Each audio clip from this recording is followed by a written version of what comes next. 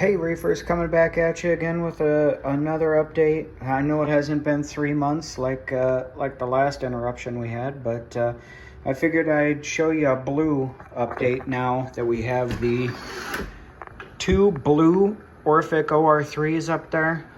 Things are working out really well. I'm not sure if I mentioned it in the last one. I think in 2 weeks I will lower this one from about 18 inches down to about 14 inches. I took a couple par measurements with it at 14 inches, and it was just, especially some of the ones in the middle, they were gaining about 100 par, so I didn't want to blast them too hardcore. If you do hear the trident sound, that's because I am testing. It's doing the 6 o'clock test, calcium, alkalinity, magnesium. I will say, yesterday I was getting a little scared. Down here in the custom cradle, nano, which I only have the temperature and the pH probe in there. The pH registered, I think it was around 9 o'clock, it was registering at 8.5, or no, 7.5, where it's normally 8.1 to 8.7. Thankfully, I am blessed with high pH, but it was registering super low. I kind of knew that it was wrong, so I took it out and I soaked it in citric acid water. That didn't seem to work all that well. I don't think I added enough citric acid to it to really kick it into high gear, but then I added a little vinegar, cleaned off the probe, and it was doing really well after that. Came right back up to 8.2, whatever, something like that. So a lot of us are in quarantine. We're not doing nearly as much outside, so might as well keep these things clean, not clear. All right. As far as the tank, I am using my Reefing Art clip on my cell phone. It's the orange filter, so it basically shows you how it looks to me. It's not accentuating. It's not it's not overhyping things like you see on some coral websites where they're selling coral, where things are completely blown out of proportion. This is how it actually looks to me. I wish it was a little bit over filtered, because like right here on my big R Walt Disney, as you see, it doesn't have the bright yellow polyps. Hopefully that'll happen once I lower that OR3 bar down. I'd love to be able to get the super bright colors out of that. Speaking of super bright colors, this Jason Fox Top Fuel Favia just glows there on the bottom of the tank. Fortunately, green seems to do really well. Unfortunately, it's one of the most popular colors. As you can see, there's a ton of green in here. That's why it's some of these odder colors that really make a tank. One thing that this filter doesn't, or this clip doesn't show off as well, is how bright, let's see, how bright this pink is. Trying to adjust things. It is a super bright pink, and this chalice is doing really well. Very beautiful coral. And as we could see here on the side, the red brick cyphastria is growing up onto the top of the plug. As you will notice, the sides are dirty. One thing I heard was increased flow, increased feeding, and leaving your tank a little bit dirty helps the diatoms go away. So I am feeding more, and my nitrates and phosphates are slightly rising, but they were near imperceptible, which caused a diatom bloom. And but everything is doing better in here, and we are still getting plenty of growth. You could see that here with kind of this SPS tip that doesn't have very many polyps going on it. That's because it is new growth. You can see the lightness, the light tips on this one. That's because it's new growth, going well. Let me show you down here.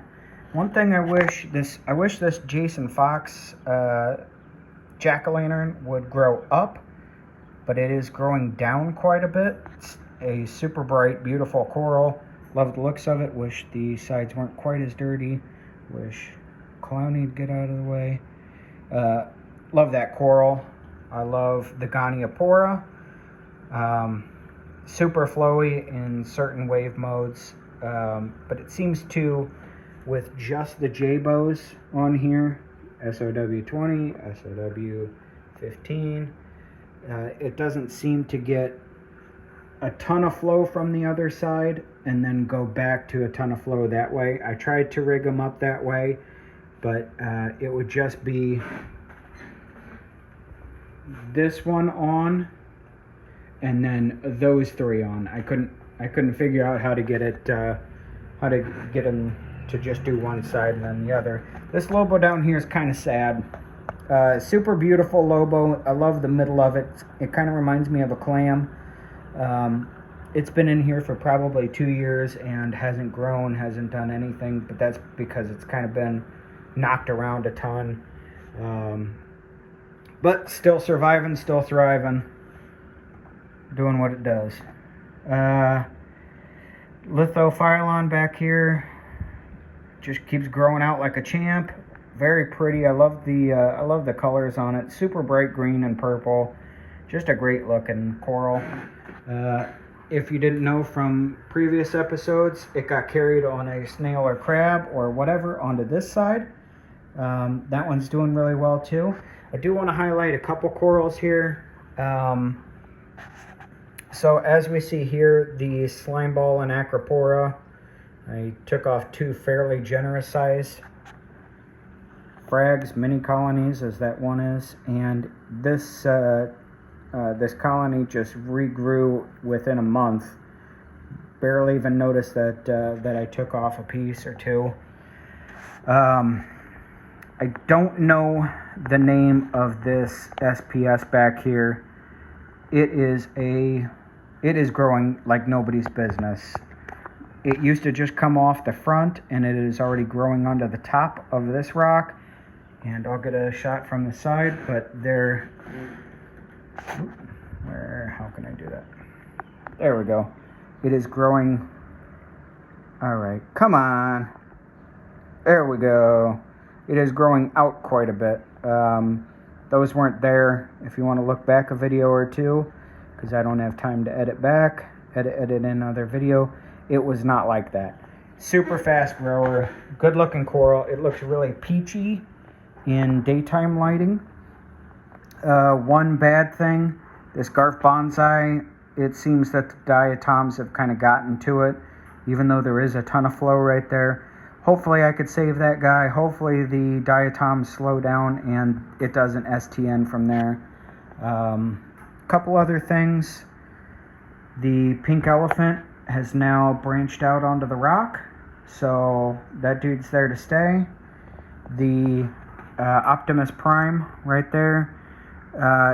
In the daytime, it's a like Miami blue where it looks green right now, and there's a ton of yellow and pink where it just kind of looks maybe a little yellow right there. Super happy about the colors in that. Hopefully it starts sprouting even. It's gone out a little bit, but hopefully it starts sprouting up soon. The purple poison up there just keeps growing like a monster. I don't know how monsters grow, but it's growing like one. The Miami Hurricane Chalice is now touching the rock all the way around. So where it was just on this plug up here, it's doing really well growing out. Speaking of chalices, as you can see, kind of where that mound is on this pink chalice, it's a DBZ chalice. This one has grown out like nobody's business. Super bright, super beautiful. Love the colors on it. All the corals here are doing really well. You could see a bunch of new PC Rainbow offshoots coming out. So that guy will be growing up here really quick. This local Walt Disney isn't growing out very fast, but I do see growth in it. I wish there was more, but if wishes were fishes, Pee-wee.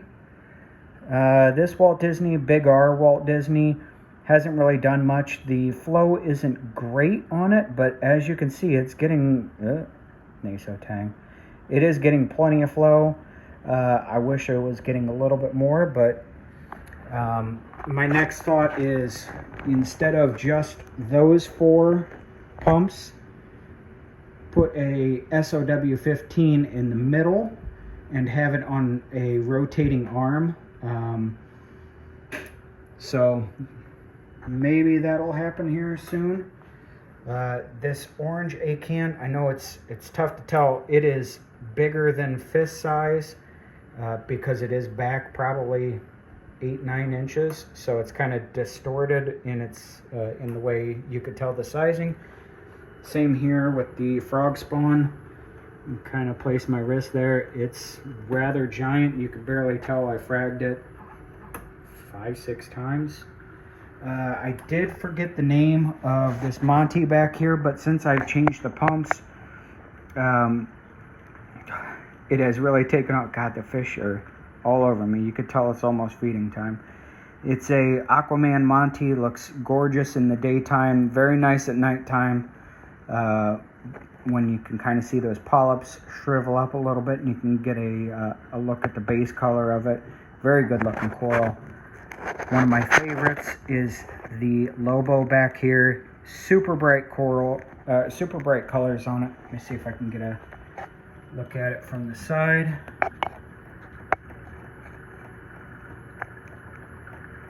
Yeah, great looking coral.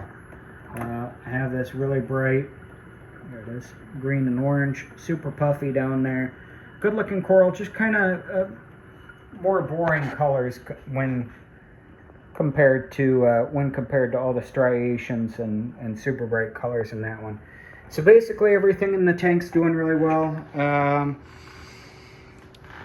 I mean, you can see all the growth. This wasn't placed down there all that long ago, and it's already almost completely wrapped around and grown out an inch and a half all the way around. This Jason Fox Top Fuel Favia, though, I mean, that thing, it didn't take any time to spread out like that.